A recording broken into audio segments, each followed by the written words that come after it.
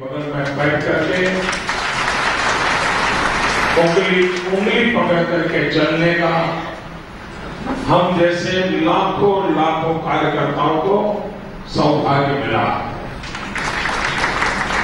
मेरा तो व्यक्तिगत सौभाग्य भी रहा है कि शायद मेरे जीवन की, राजनीतिक जीवन की कोई ऐसी पल नहीं होगी जिसमें अडवाणी जी का मुझे मार्गदर्शन न मिला हो, सहारा न मिला हो, प्रेरणा न मिली।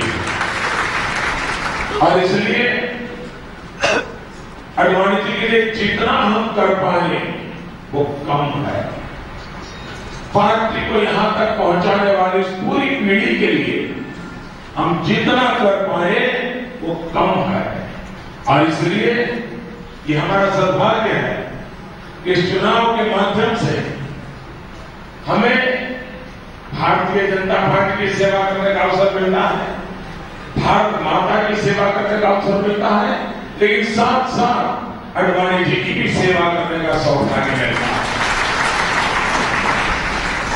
भाइयों बहनों, मुझे कार्यकर्ताओं पर पूरा भरोसा है।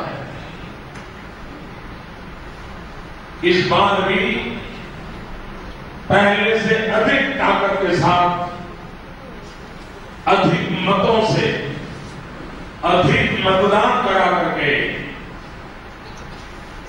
न सिर्फ गांधीनगर, पूरे गुजरात में भारतीय जनता पार्टी विजय प्राप्त करेगी, ऐसा मुझे विश्वास है। और 26 अडवाणी जी मुझे याद करा रहे हैं कि 26 नहीं 28 का सोचो। दादरा नगर हवेली, दमन सेलवास, यहाँ की 2 सीटें गुजराती भाषी लोग हैं, वो स्वाभाविक है। एक प्रकार से 26 नहीं 28 सीटों पर भी हम लोग हमारे यहाँ कुछ विधानसभा के उपचुनाव भी हैं। मुझे पूरा विश्वास है इस चुनाव में कई प्रदेश ऐसे होंगे और शायद आजादी के बाद की ये पहली घटना होगी।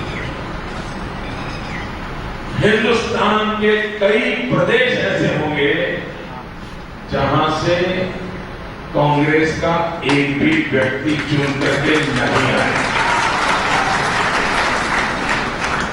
हिंदुस्तान के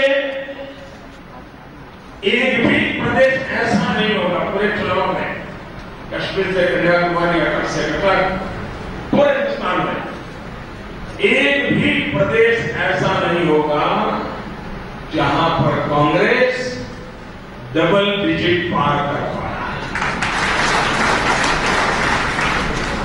एक भी राज्य में कांग्रेस को 10 के आंक तक पहुंचने की संभावना नहीं। आपातकाल के बाद भी कांग्रेस का जो घोर पराजय हुआ था, इससे भी भयंकर पराजय इस चुनाव में होने वाला है। ये जनता जनार्दन का मिजाज कहता है। जैसे अडवाणी ने कहा, बहुत कम चुनाव होते हैं कि जिसमें, शायद बहुत कम क्या, शायद पहला चुनाव ऐसा कि जिसमें चुनाव घोषित होने से पहले नतीजा घोषित हो चुका है। ऐसा बहुत कम होता है, ऐसा बहुत कम होता है। लेकिन भाइयों बहनों, हम चाहते हैं कि देश को कांग्रेस मुक्त बनाना है, देश को संकटों से मुक्त करना है। भ्रष्टाचार से मुक्ति चाहिए, महंगाई से मुक्ति चाहिए, बेरोजगारी से मुक्ति चाहिए। देश जीतना है, लेकिन हम सिर्फ लोकसभा की सीटें जीत लें, इससे मुझे आनंद नहीं होता है, क्योंकि मैं मूलतः संगठन का कार्य करता हूं। कुछ विशिष्ट परिस्थितियों में मुझे अपना वो ट्रैक छोड़ करके इस ट्रैक पर लगाया गया और चुनावी राजनीति में मेरी एंट्री हुई। वरना मूलतः तो घर तो संगठन के लिए छोड़ा था, लेकिन अभी पार्टी ने दायित्व दे दिया। मूलतः मैं संगठन का व्यक्ति हूं और मेरी सोच, मेरा जीवन संगठन से जुड़ा रहता है। और इसलिए भाई बहनों, हम कितनी असेंबली जीते, कितनी लोकसभा जीते, इससे दुनिया में तो डंका बजेगा, लेकिन मेरी खुशी तो तब होती है कि आप कितने पोलिंग बूथ जीतते हो। हमें पोलिंग बूथ जीतना है। पोलिंग बूथ का कीड़ा हमारा, यह हमारा टारगेट होना चाहिए। कितने ही आंधी तूफान क्यों न आए, कितने ही झूठ फरेब क्यों न चले, लेकिन पोलिंग बूथ में भाजपा का झंडा मैं झुकने नहीं दूंगा, ये संकल्प लेकर के बैठा। और भाइयों बहनों, अगर एक छोटा कार्यकर्ता भी पोलिंग बूथ संभाल के बैठ जाता है ना, दुनिया की कोई ताकत नहीं है जो भारतीय जनता पार्टी का विजय को रोक सके। दूसरी बात है भाइयों बहनों, मई महीने में चुनाव, ये सबसे बड़ा चैलेंज होती है, क्योंकि छुट्टियां शुरू होती हैं। हर किसी को कुल्लू मनाली शिमला का मूड होता है। मई महीने की छुट्टियों में शादियां भी बहुत होती है हमारे यहाँ, और गर्मी 45 डिग्री से कम नहीं होती। सारी हर प्रकार से प्राकृतिक स्थिति विपरीत होती है, और उस समय अधिक मतदान कराना ये भाजपा के लिए नहीं, लोकतंत्र की पूजा करने का एक अवसर होता है। अधिकतम मतदान कराना ये लोकतंत्र की पूजा का अवसर होता है। और इसलिए भाइयों बहनों, पूरे समाज में अधिकतम मतदान, और इन दिनों अच्छी बात है, मीडिया के मित्र भी अधिक वोटिंग के लिए अपनी तरफ से कैंपेन करते हैं। बहुत बड़ी मात्रा में एनजीओ भी अधिक मतदान के लिए कैंपेन करते हैं, और कुछ समय से इलेक्शन कमीशन स्वयं भी अधिक मतदान पर बल दे रहा है। ये अच्छा संकेत है लोकतंत्र में। वरना एक जमाना ऐसा था कि अधिक मतदान हो तो उसे सबके नजर से देखा जाता था।